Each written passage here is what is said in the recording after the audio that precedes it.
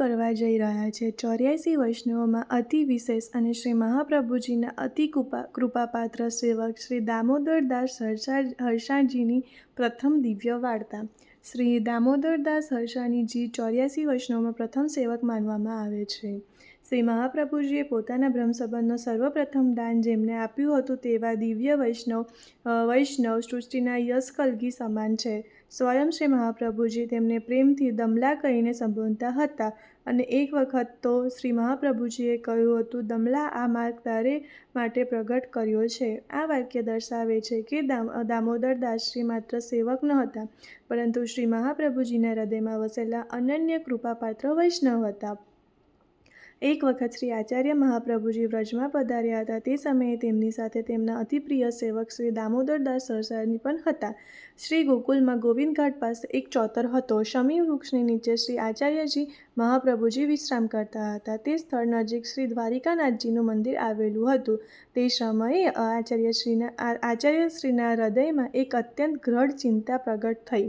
શ્રી ઠાકોરજીએ આજ્ઞા કરી હતી કે તમે જીવોને બ્રહ્મસંબંધ કરાવો, પરંતુ શ્રી આચાર્યજી વિચારવા લાગ્યા, જીવ તો દોષોથી ભરેલા છે અને શ્રી પૂર્ણ પુરુષોત્તમ ભગવાન સર્વ ગુણોનું નિધાન છે, તો એવો દોષિત જીવ ભગવાન સાથે સંબંધ કેવી રીતે પામે? આ વિચારથી શ્રી આચાર્યજી અત્યંત આતુર અને ચિંતિત બન્યા। ત્યારે શ્રી ઠાકોરજી સ્વયં પ્રગટ થયા અને પ્રેમથી પૂછ્યું, આચાર્યજી, તમે કંઈક ચિંતાતુર છો? ત્યારે શ્રી આચાર્યજી મહાપ્રભુજીએ વિના નમ્રતાથી કહ્યું, પ્રભુ, જીવ તો દોષિત છે, તો આપની સાથે તેનો સંબંધ કઈ રીતે થાય? ત્યારે ઠાકોરજીએ દિવ્ય વચન આપ્યું, તમે જે જીવોને નામ સંભાળશો, અષ્ટાક્ષર અને પંચાક્ષર મંત્ર આપશો, તેને સર્વ દોષોનો નાશ થઈ જશે, માટે તમે જીવોનો અંગીકાર કરો। વૈષ્ણવો, અહીંયા એક અત્યંત ગૂઢ ભાવ છે। શ્રી આચાર્યજીએ ચિંતા એટલા માટે થઈ કે જેમ પ્રિયતમ અતિ ઉત્તમ વસ્તુઓ અર્પણ કરીએ તો દોષોથી ભરેલો જીવ શ્રી પ્રભુને કેવી રીતના અર્પણ કરવો? આ છે પુષ્ટિ માર્ગની દિવ્ય રીતિ। શ્રી ઠાકોરજીએ પોતે વચન આપ્યું, જેને બ્રહ્મસંબંધ થશે તેને હું ક્યારે છોડું નહીં। આથી જીવનમાં દૃઢ વિશ્વાસ સ્થાપિત થયો। આ દિવ્ય ઘટના શ્રાવણ સુદ એકાદશીની મધ્યરાત્રિએ બની હતી।